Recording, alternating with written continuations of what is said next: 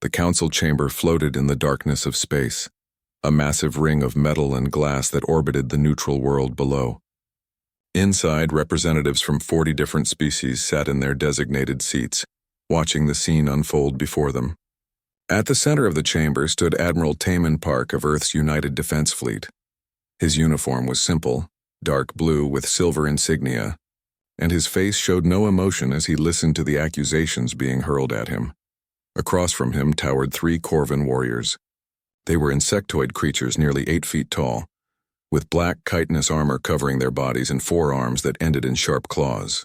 Their compound eyes reflected the chamber's lights in strange patterns. The one in the center, War Prime Vectus, pointed one of his clawed hands at Taman. "Humanity has violated the territorial agreements," Vectus declared, his voice coming through a translator device that made it sound mechanical and harsh.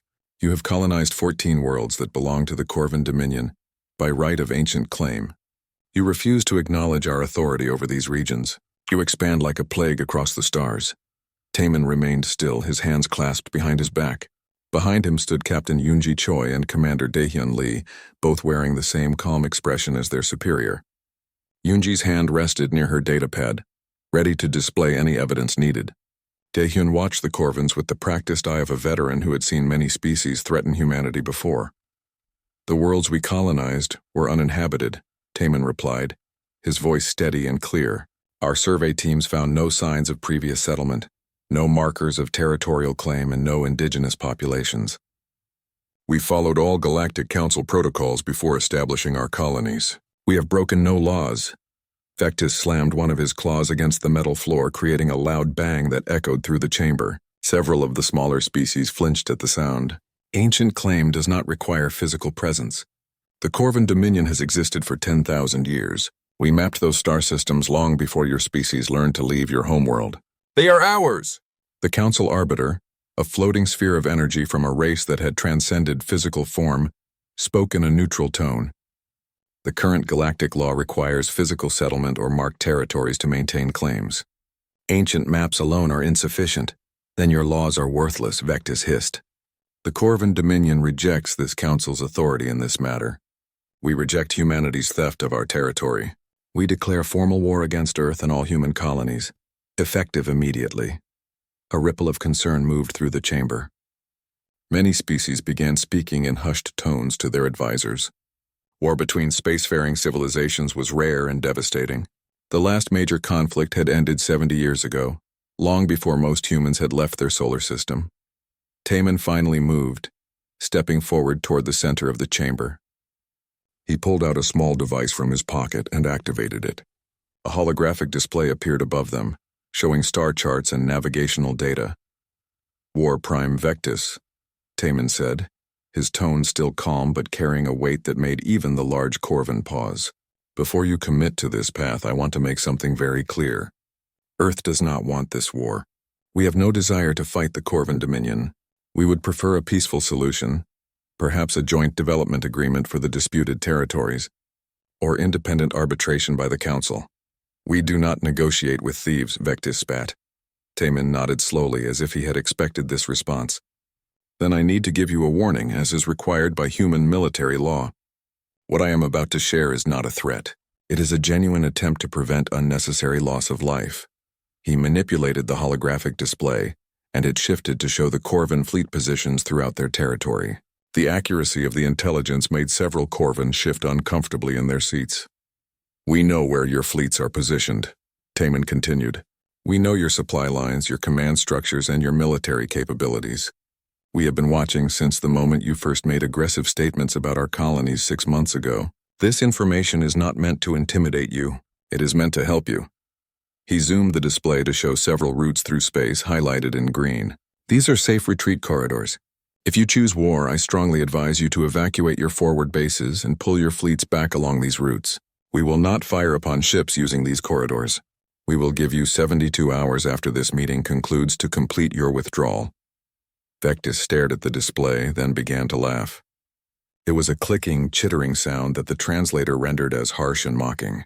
His companions joined in, and soon all 3 Corvans were laughing at Taman. "You offer us retreat routes?"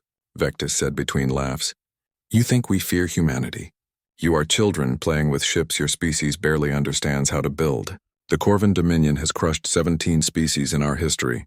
We have never lost a war, and you standing there in your dress uniform offer a safe passage to run away? Taman did not react to the laughter. He simply stood there waiting for it to end. Behind him, Yunji and Daehyun remained equally unmoved. When the laughter finally died down, Taman spoke again. I am required by human military doctrine to offer you a clear path away from conflict. I have done so. The routes will remain open for 72 hours after this meeting. I genuinely hope you use them. Hope? Vectis stepped forward until he towered over Taman, all four of his arms spread wide in an intimidating display. Let me tell you what I hope, human. I hope your colonies burn. I hope your ships shatter in the void. I hope Earth itself trembles when it sees what the Dominion does to thieves and cowards. Taman looked up at the massive alien warrior without fear. Then you leave me no choice but to accept your declaration of war. Earth will respond accordingly. He turned and walked toward the exit, his officers falling in step behind him. As they reached the chamber doors, Ambassador Jiwon Nam, who had been sitting in the observation section, hurried to join them. She was a woman in her 50s with gray streaking through her black hair and worry lines on her face. Did we do enough? She whispered to Taman as the doors sealed behind them. Taman looked back at the chamber one last time through the transparent doors. Inside, Vectis was already speaking with his subordinates, probably planning their first attacks. The Admiral's expression remained neutral, but his eyes showed a deep sadness. We gave them the choice, Ambassador, he replied quietly.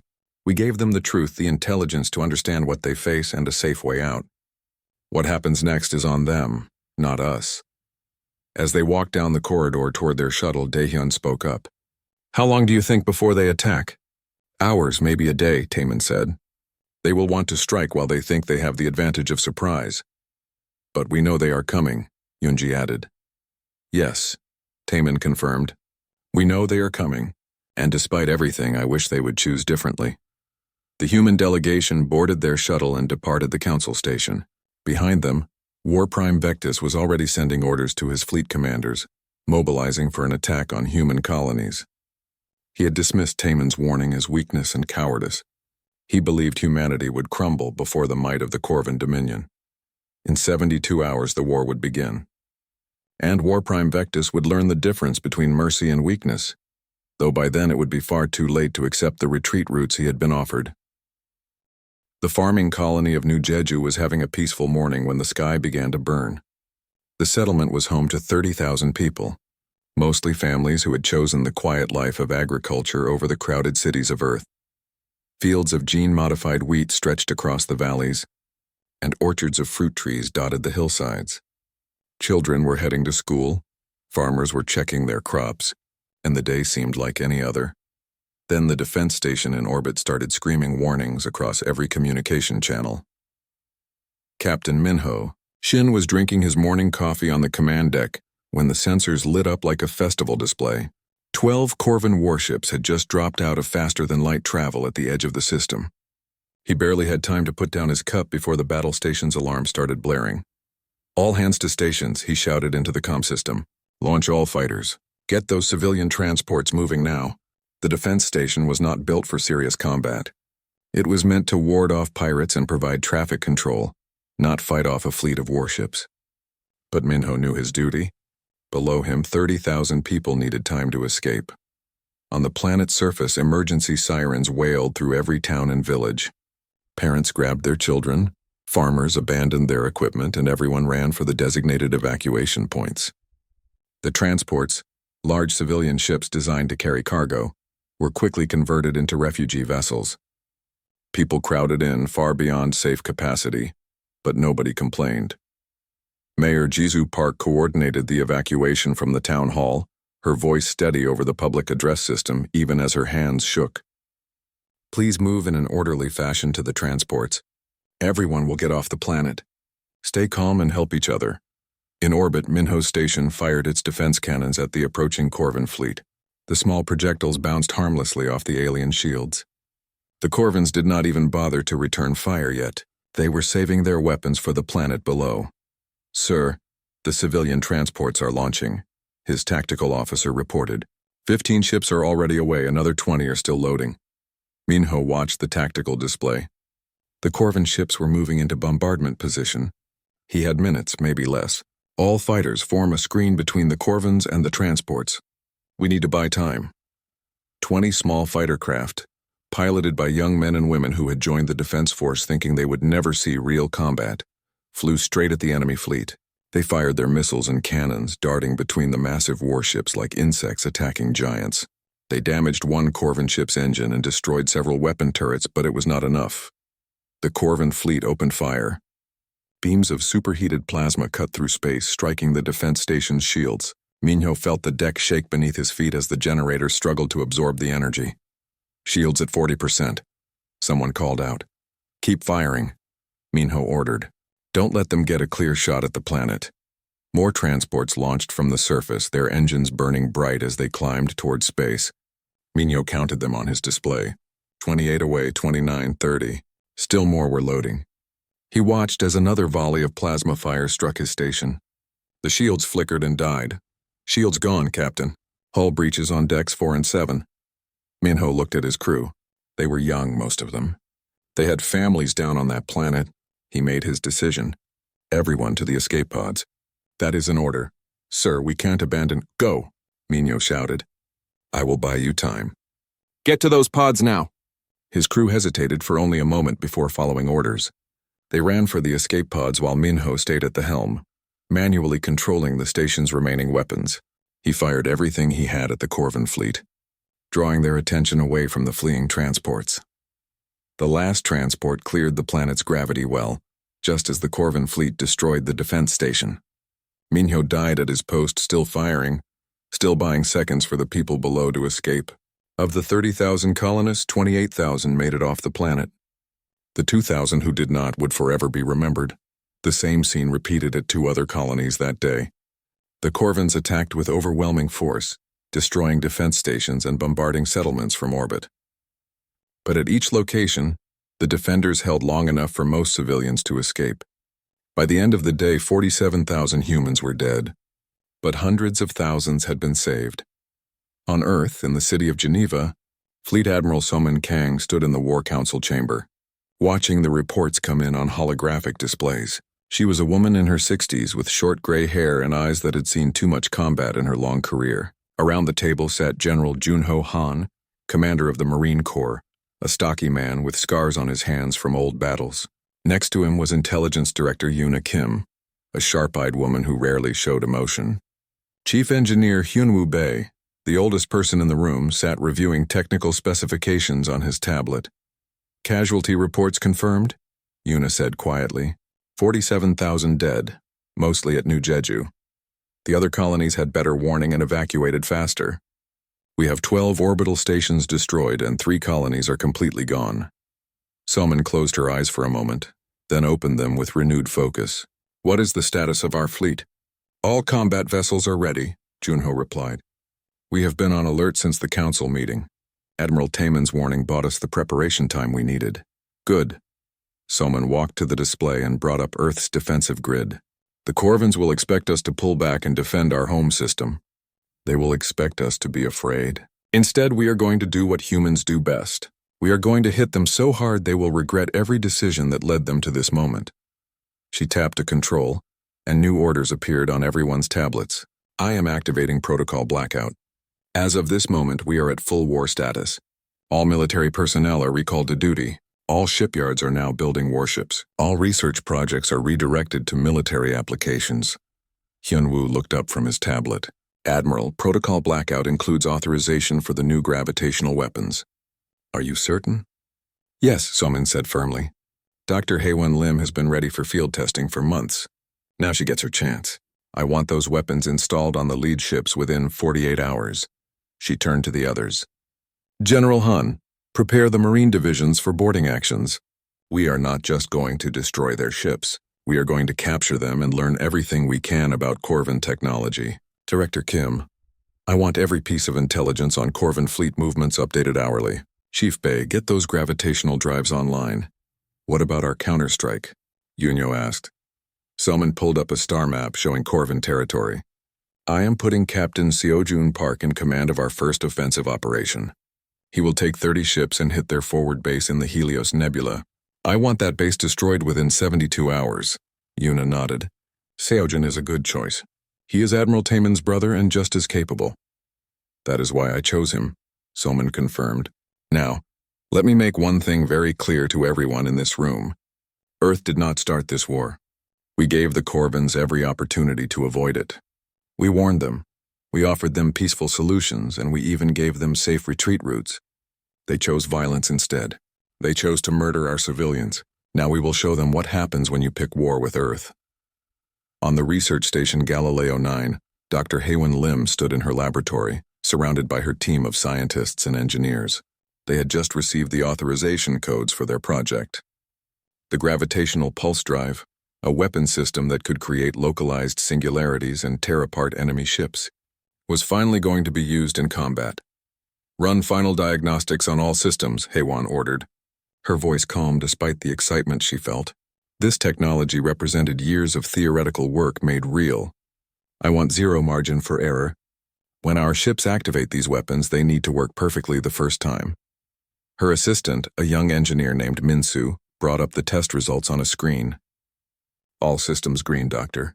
The drives are stable and ready for installation. Haywin allowed herself a small smile. Then let us give our fleet the tools they need to end this war quickly. The Corvins thought they were attacking a weak species. They are about to learn how wrong they were. Across human space, the military machine activated. Shipyards that had been building civilian vessels switched to warships. Factories that made commercial equipment retooled for weapons production. Reservists reported to their bases, putting on uniforms they thought they might never wear again. And in orbit around Earth, the fleet began to gather. Captain Seojun Park stood on the bridge of his ship, the destroyer Brave Wind, and watched his strike force assemble. 30 ships, all armed and ready, all crewed by people who had lost friends at the colonies. They were angry, but they were also professional. They would not let emotion cloud their judgment.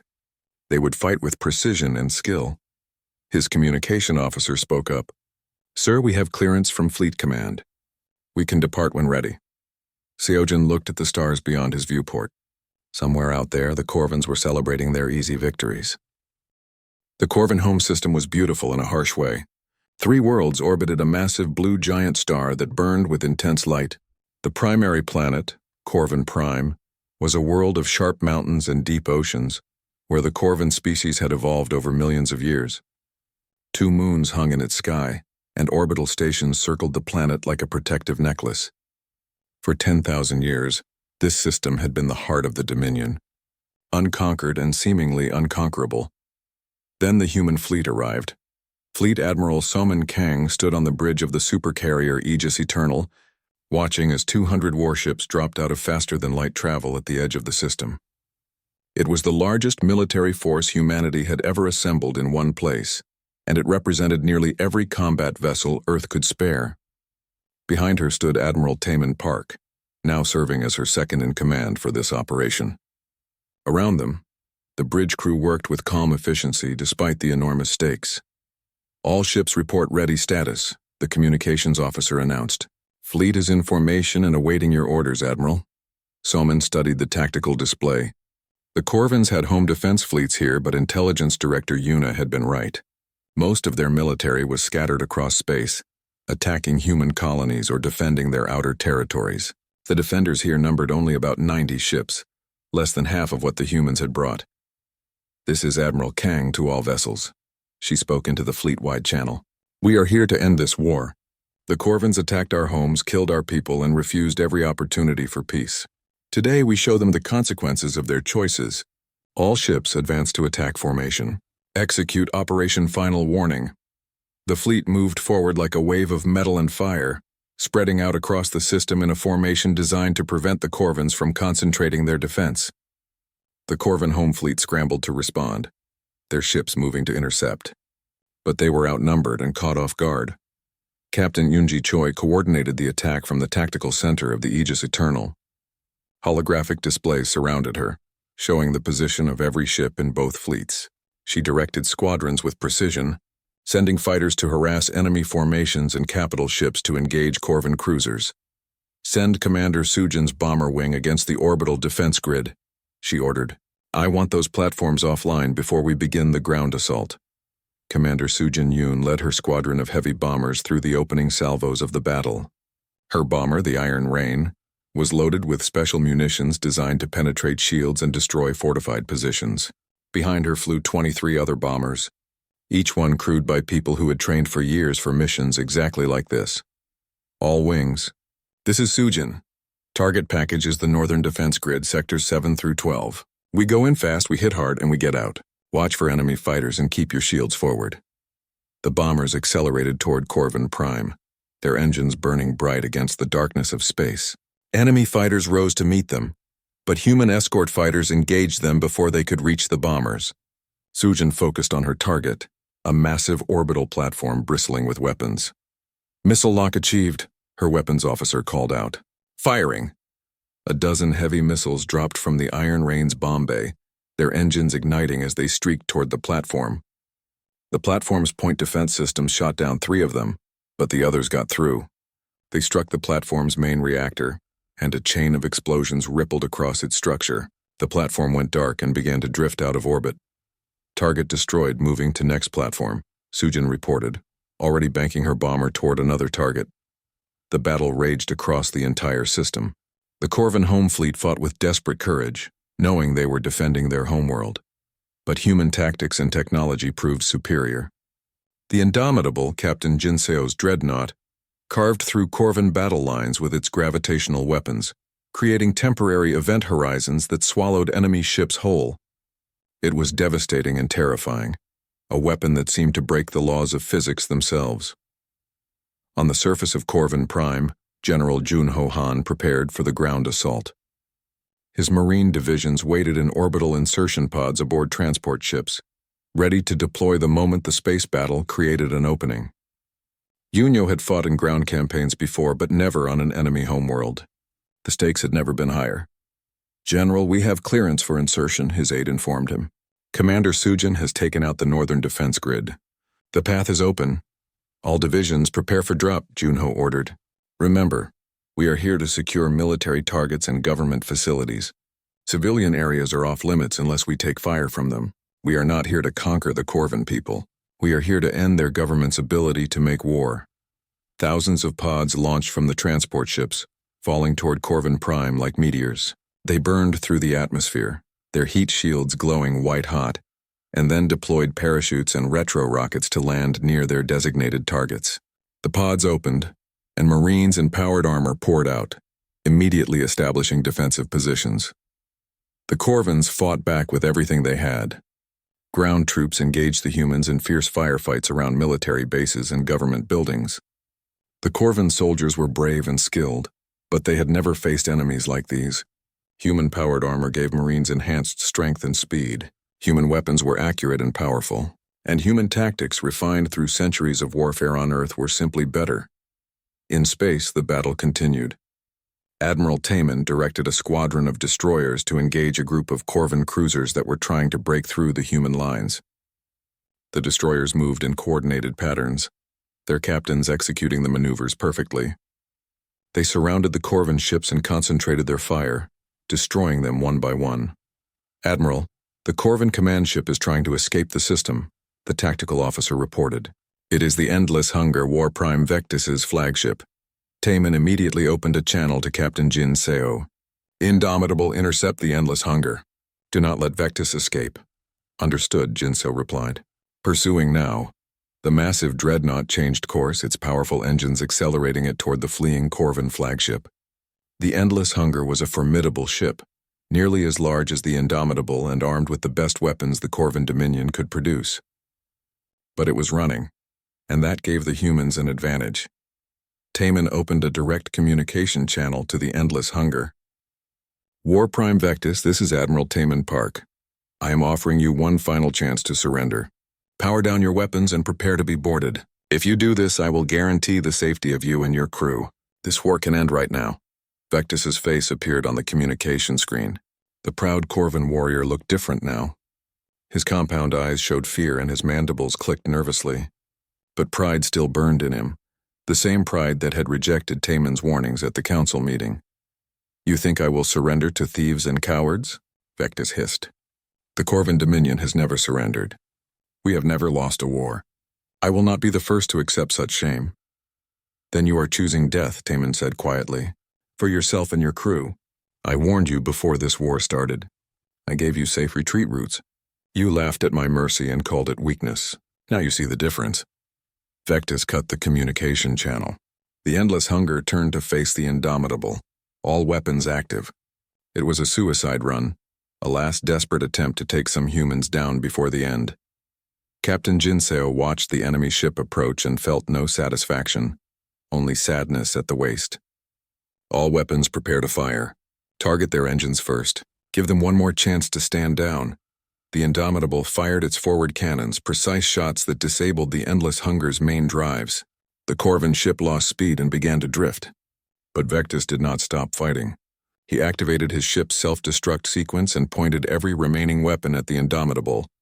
"He is going to ram us," Jinseo's tactical officer shouted. "Activate gravitational pulse," Jinseo ordered without hesitation. "Maximum power." The Indomitable's experimental weapons fired at point-blank range. A sphere of twisted spacetime formed around the Endless Hunger, crushing it from all sides simultaneously. The ship collapsed in on itself, metal and machinery compressing into an impossible small space before the gravitational forces tore it apart completely. War Prime Vectis died instantly, along with his entire crew. The destruction of the Endless Hunger broke the spirit of the remaining Corvin defenders. Ships began to surrender, powering down their weapons and sending capitulation signals. On the planet's surface, Corvin military commanders ordered their troops to cease fire. Within an hour, the battle was over. Fleet Admiral Soman stood on the bridge of the Aegis Eternal and watched as Corvin Prime's government sent its official surrender. She felt no joy in the victory, only a grim satisfaction that the war was ending. The cost had been high on both sides. She had lost ships and crews during the 6-day siege. She knew the numbers would haunt her. "Casualty report," she asked, her voice tired. "We lost 11 ships during the engagement, Admiral. Total casualties estimated at 3,000 crew members." 3 months had passed since the siege of Corvin Prime. The war was over, but the work of peace had only just begun. The Galactic Council reconvened in the same chamber where War Prime Vectis had once declared war on humanity. This time the atmosphere was very different. The representatives of 40 species sat in their seats, watching as the terms of the peace treaty were formally presented. Ambassador Jiwon Nam stood at the center of the chamber, her voice steady as she read the treaty terms. The Corvin Dominion would be reduced to a single star system. Their military would be limited to defense forces only. They would pay reparations to the human colonies they had attacked. And for the next 10 years, human advisors would oversee their government to ensure they followed the treaty. Across from Jiwon stood Silith, a young Corvin who had been appointed to lead his people after Vectis's death. He was smaller than the late War Prime, and his compound eyes held a different expression. Not pride or arrogance, but humility and determination to rebuild. When Jiwon finished reading the terms, Silith bowed his head in acceptance. "On behalf of what remains of the Corvin Dominion, I accept these terms," Silith said, his translated voice lacking the harshness that Vectis's had carried. "We acknowledge our responsibility for this war. We acknowledge the suffering we caused, and we thank humanity for showing us mercy when they had every right to show us none. The Council Arbiter, the floating sphere of energy that moderated these proceedings, spoke in its neutral tone. The treaty is accepted by both parties. The war between Earth and the Corvin Dominion is officially ended. Let the record show that peace has been restored." There was no applause, no celebration. Everyone in the chamber understood that peace treaties were not victories. They were agreements to stop killing each other, nothing more. The real work would come in the years ahead, turning that agreement into genuine understanding between species. After the ceremony, Admiral Taemin Park traveled to New Jeju. The colony had been rebuilt over the past 3 months. Though the new buildings could not erase the memory of what had happened here, 30,000 people had lived here before the war. 28,000 had escaped, but 2,000 had died in the bombardment. Today, a memorial service was being held at the new monument that stood in the center of the main settlement. It was a simple structure, a black stone wall with 2,000 names carved into it. Taemin stood before the wall, wearing his dress uniform, and read the name silently. He found the one he was looking for, Captain Minho Shin, who had died at his post buying time for others to escape. Captain Yoonji Choi stood beside Taemin, also in her dress uniform. She had been promoted after the war and now commanded her own ship. Next to her was Captain Seojin Park, Taemin's younger brother, who had led the successful attack on the Helios Nebula base. All three of them placed flowers at the base of the monument. "Do you think it was worth it?" Seojin asked quietly.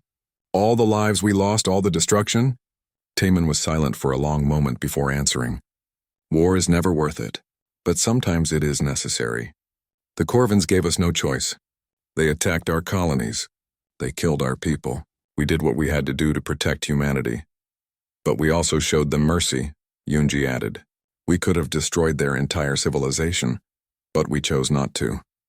That has to mean something." A group of colonists approached the monument, families who had lost loved ones in the attack. Taemin, Yoonji, and Seojin stepped back to give them space to grieve. They watched as children placed flowers and parents stood with tears in their eyes. This was the real cost of war, Taemin thought. Not the ships destroyed or the strategic victories won, but the empty chairs at dinner tables and the children who would grow up without parents. Far away, on the research station Galileo 9, Dr. Haewon Lim was overseeing the decommissioning of most of the gravitational weapons. The technology had proven devastatingly effective during the war, but Haewon had never wanted to create weapons.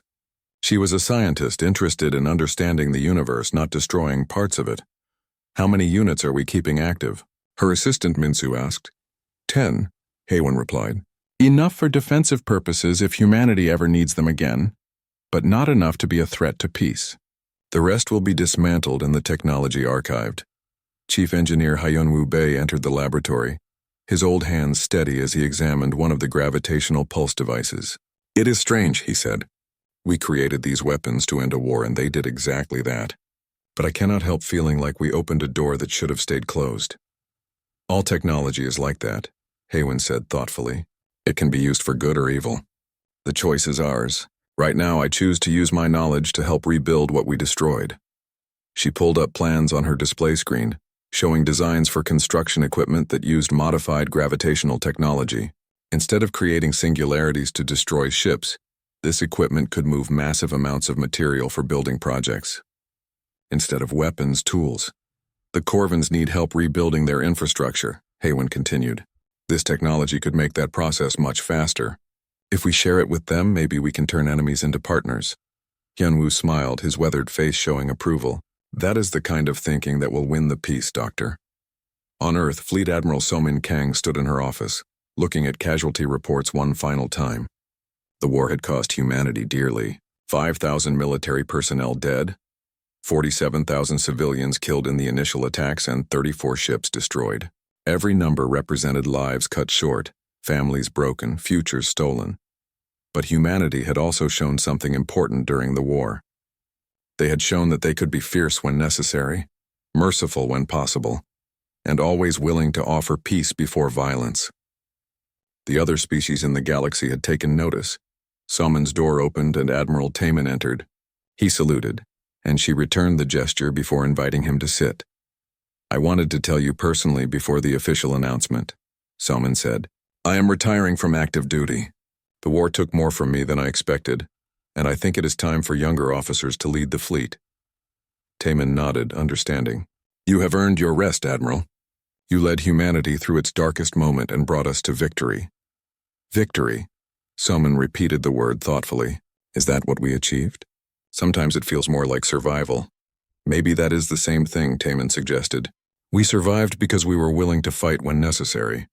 But we also survived because we remembered our humanity, even in the middle of war. That balance is what made the difference." So-min stood and walked to her window, looking out at the city of Geneva below. "You will be taking command of the fleet, Taemin. The promotion is already approved. I can think of no one better suited for the job. You understand that strength and mercy are not opposites. They are two parts of the same whole. I will do my best to live up to that standard," Taemin promised. That evening, Admiral Taemin Park stood on the bridge of the Soul's Pride, his new flagship. The ship was in orbit around Earth, and through the viewport he could see the planet where humanity had been born. It looked peaceful from up here, blue and green and beautiful. Commander Dae-hyun Lee, who had been promoted to his second-in-command, approached with a datapad. "Sir, we have received a request from the Corvan government. They are asking for human advisors to help them rebuild their economy and infrastructure. They specifically requested Dr. Haewon Lim and Chief Engineer Hyun-woo Bae." "Approve the request," Taemin said immediately, "and send a message to Ambassador Ji-won. Tell her to coordinate with the Corvans on what other assistance they need." "You believe they can be trusted?" Dae-hyun asked. "I believe they learned their lesson," Taemin replied. War Prime Vectus thought mercy was weakness. He thought humanity's warnings were cowardice. He was wrong, and his mistake destroyed his empire. The new Corvan leadership understands that now. They understand that humanity offered peace first and war only as a last resort. He turned from the viewport to face his second-in-command. "Our job now is to make sure that lesson is not forgotten. Not by the Corvans and not by humanity itself. We must always be strong enough to defend ourselves, but wise enough to prefer peace." On Corvan Prime, Silith stood in the ruins of the old War Council chamber. The building had been damaged during the siege and was being rebuilt. Workers, both Corvan and human, moved through the space, repairing walls and installing new equipment. It was strange to see the two species working side by side so soon after the war, but Silith found it hopeful. A human construction supervisor approached him, a woman named Hiren, who had volunteered to help with the reconstruction. She wore simple work clothes and a hard hat, and she showed no fear of the large Corvan leader. "The structural repairs will be complete in 2 weeks," Hiren reported. "After that, we can begin on the aesthetic restoration. We found records of what this chamber looked like before the battle. We can restore it to match if you wish." "No," Silith said, surprising her. "I do not want it to look exactly as it did before. The old chamber was where War Prime Vectus declared a war that nearly destroyed our people. Let this new chamber be different. Let it remind us of what we learned." The Helios Nebula was a cloud of gas and dust, glowing in shades of purple and blue from the radiation of nearby stars. Hidden within this cosmic fog, the Corvans had built their forward operating base. It was a massive structure, part shipyard and part fortress, capable of supporting hundreds of warships. The Corvans believed the nebula's interference would hide them from human sensors. They were wrong. Captain Seojin Park sat in the command chair of the Brave Wind, studying the tactical display. His strike force of 30 ships had traveled for 2 days to reach this location, and now they floated at the edge of the nebula. Invisible to Corvan scanners thanks to stealth technology the aliens did not know humans possessed. "Sensor reading complete, sir," his tactical officer reported. "We count 82 Corvan ships at the base, with another 20 on patrol in the nebula. The base itself is shielded and heavily armed." Seojin nodded slowly, his mind already working through the tactical problem. 82 enemy ships against his 30 seemed like bad odds, but numbers alone did not win battles. Strategy, surprise, and superior technology did, and humans had all three. "Where is the Indomitable?" he asked. "In position, sir. Captain Jinseo confirms ready status." The Indomitable was humanity's first true dreadnought. A ship twice the size of any other in the fleet and equipped with Dr. Haewon Lim's gravitational pulse weapons. Captain Jinseo commanded her, and he was eager to test the new systems in combat. The ship was currently hidden behind a small asteroid, waiting for the signal to attack. Seojin opened a channel to all his ships. "All vessels, this is Park. In 60 seconds, we begin Operation Hammer. Remember your training, trust your crews, and watch each other's backs. For the ones we lost at New Jeju and the other colonies, let us make them count." He closed the channel and looked at his helmsman. "Engage." The human fleet moved as one, dropping their stealth fields and jumping into the nebula using coordinated microjumps, a tactic that allowed them to appear in multiple locations simultaneously. The Corvans barely had time to sound their alarms before the attack began.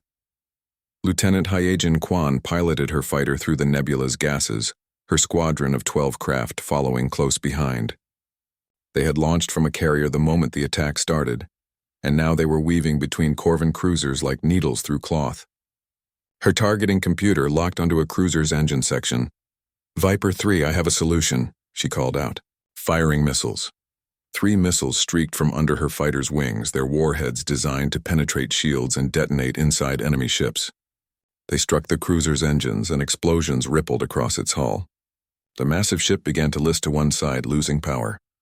"Good hit, Viper 3, her squadron leader responded. "Form up on me. We have 2 more cruisers ahead." The squadron dove deeper into the nebula, engaging targets of opportunity. Behind them, the larger ships were already in full battle. The Brave Wind exchanged fire with a Corvin destroyer, both ships' shields flashing as they absorbed hits. Seojin watched his shield percentage drop and made a quick decision. "Launch gravimetric mines," he ordered. Pattern Delta. Small devices shot out from the Brave Wind's hull, spreading out in a carefully calculated pattern. They looked harmless, but when the Corvin destroyer moved into their midst, they activated. Gravitational fields formed around each mine, creating pockets of distorted space that tore at the destroyer's hull. The Corvin ship tried to pull away, but the mines followed, their fields overlapping and amplifying each other. Within seconds, the destroyer was crushed like a can under a hammer. Across the battlefield, Commander Donghyun Song led his boarding teams toward the Corvin base. Their assault ships were small, fast craft designed to attach to enemy structures and cut through their hulls. Donghyun had fought in boarding actions before and knew the key was speed and aggression. "Breach in 3, 2, 1 mark," he counted down. The assault ship's cutting lasers burned through the base's outer armor, and the boarding ramp slammed down. Donghyun charged forward, his squad of Marines behind him. They wore powered armor that made them strong and fast, and they carried weapons designed for close-quarters combat. The Corvins inside the base were caught off guard. They had not expected humans to board their station in the middle of a space battle. Donghyun's team moved through the corridors with practiced efficiency, clearing rooms and securing sections. The Corvins fought back with desperation, but the humans had better equipment and better training. "Command center ahead," Donghyun reported over his comm, "preparing to breach." Meanwhile, Lieutenant Hyejin Kwan and her squadron were pressing their attack on a group of Corvin cruisers. She had already disabled 3 ships, and her fighter's frame was scorched from near misses by enemy fire. Her hands were steady on the controls as she lined up another shot. "Viper 3, break left," her squadron leader shouted suddenly. Hyejin reacted instantly, pulling her fighter into a tight turn. A Corvin fighter craft shot past where she had been, its weapons firing uselessly into empty space. She flipped her fighter around and fired her cannons, shredding the enemy craft into debris. "Thanks for the warning." "Boss," she said, breathing hard. "Focus on those cruisers." "Viper 3, we are not done yet." The squadron reformed and made another attack run. This time, Hyejin targeted the shield generators on a cruiser's port side. Her missiles flew true, striking the generators and causing them to overload. The cruiser's shields collapsed on that side, leaving it vulnerable. The Brave Wind immediately took advantage, firing its main cannons into the exposed hull. The cruiser exploded in a ball of fire that briefly lit up the nebula. Then the Indomitable arrived. Captain Jin Seo brought his dreadnought into the heart of the battle, its massive form dwarfing the other ships around it. The Corvins immediately focused their fire on this new threat, but the Indomitable's shields were far stronger than anything they had encountered before. "Target the base's shield generators," Jin Seo ordered. "Activate gravitational pulse weapons." His weapons officer pressed a series of controls, and the Indomitable's experimental weapons came online. Panels on the ship's hull opened, revealing arrays of devices that began to glow with an eerie blue light. Space itself seemed to ripple around the dreadnought. The gravitational pulse fired. It was not a visible beam or a projectile. It was a wave of distorted space-time that traveled toward the Corvin base at the speed of light. When it struck the base's shields, the results were spectacular. The shields tried to absorb the energy, but gravitational forces could not be blocked by conventional shield technology. The wave passed through the shields as if they were not there and struck the base's shield generators directly. The generators exploded one after another, like a string of firecrackers. Within seconds, the entire base's defensive shields were gone, leaving it naked and vulnerable. "All ships concentrate fire on the base," Seojin ordered. "Bring it down." The human fleet unleashed everything they had. Missiles, cannons, and energy weapons all struck the base simultaneously. The structure, which had seemed so massive and imposing minutes before, began to break apart under the sustained assault. Sections exploded, sending debris spinning into the nebula. Fires raged in the oxygen-rich corridors. Inside the base, Commander Donghyun and his Marines had reached the command center. The Corvin officers inside were trying desperately to coordinate their defense, but it was chaos. When Donghyun's team breached the door, the Corvins barely put up a fight. They were exhausted, defeated, and terrified. Secure all data cores, Donghyun ordered his team. Intelligence will want everything we can get from this place. Back on the bridge of the Brave Wind, Seojin watched as the last Corvan ships either fled or were destroyed. The battle had lasted only 6 hours, but it felt like days. His ship had taken damage, and he knew several of his other vessels had been hit hard too, but they had won. The Corvan forward base was destroyed, and the enemy fleet was scattered. "Casualty report?" he asked quietly. "We lost 3 ships, sir. The destroyers Morning Star and Quick Strike, and the frigate Defender. Total crew losses estimated at 400. Seojin felt the weight of those numbers. 400 people who would not go home to their families. 400 lives spent to achieve this victory. He reminded himself that the alternative had been worse. If the Corvans had kept this base operational, they could have launched more attacks on human colonies. Still, the cost hurt. All ships begin recovery operations. "Search for survivors and retrieve our fallen," he ordered. "And someone get me a comlink to Admiral Soman. She needs to know we succeeded." Far away on the Corvan homeworld, War Prime Vectis received the news of the defeat with disbelief. His forward base, the pride of the Dominion's military infrastructure, was gone. 30 human ships had defeated nearly 100 Corvan vessels and destroyed a fortress that was supposed to be impregnable. His second-in-command, a cautious Corvan named Thex, spoke carefully. "War Prime, perhaps we should reconsider our strategy. The humans are fighting with tactics and weapons we have never encountered. They are not the weak species we believe them to be." Vectis slammed his claws against his throne. "No, this is a temporary setback. The humans got lucky with their surprise attack. We will push deeper into their territory.